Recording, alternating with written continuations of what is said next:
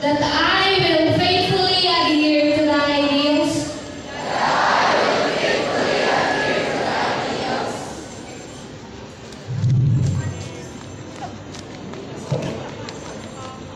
and principles of my alma mater. Wherever I go, and whatever I may attain,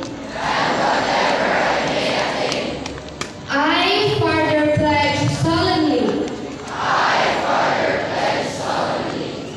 that I will be efficient so as to improve myself to its fullest,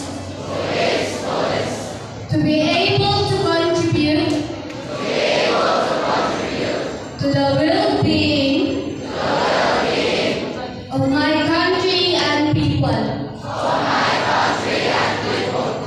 I vow to uphold and promote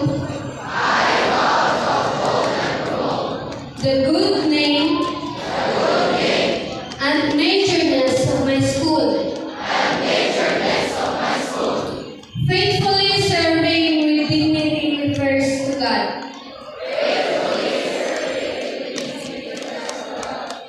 Our parents and beloved alma mater, Ginsay National High School,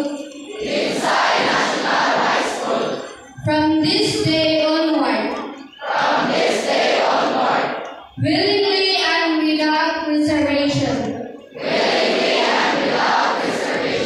so help me God. Thank you so much. You now take your seats. Poetry is the art of building words in